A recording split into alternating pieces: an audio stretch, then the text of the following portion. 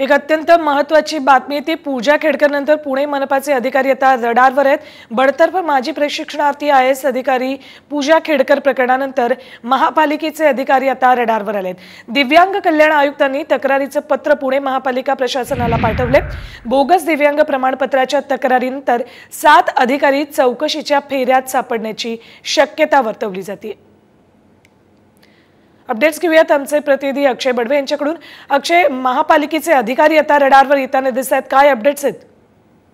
खरं तर बडतर्फ माजी प्रशिक्षणार्थी IAS अधिकारी पूजा खेडकर यांचं प्रकरण ताजं असतानाच आता पुणे महानगरपालिकेचे अधिकारी जे आहेत ते आता वादाच्या भोवऱ्यात सापडण्याची शक्यता आहे। कारण बोगस दिव्यांग प्रमाणपत्राच्या तक्रारीनंतर महापालिकेचे 7 अधिकारी जे आहेत ते चौकशीच्या फेऱ्यात सापडण्याची शक्यता आहे। कारण ज्या 7 अभियंत्यांची दिव्यांग प्रमाणपत्र बोगस असल्याची तक्रार प्राप्त झाली असल्यामुळे त्यात 3 जण जे आहेत ते अस्थिव्यंग प्रमाणपत्र तर 3 जण जे आहेत ते अल्पदृष्टी प्रमाणपत्राच्या नावाखाली भरती झाल्याची तक्रार जी आहे ती सापडलेली आहे। त्यामुळे आता या सगळ्या 7 अधिकाऱ्यांवर जो चौकशीचा बडगा उघडण्यात येणार आहे त्यानंतर काय याच्यातनं कॉन्क्रीट माहिती मिळते हे पाहणं देखील महत्त्वाचं ठरणार आहे। धन्यवाद अक्षय संपूर्ण माहितीसाठी। तर या प्रकरणातल्या घोटाळ्याची व्याप्ती ही खूप अधिक आहे, हे यातून आता हळूहळू पुढे यायला लागलंय।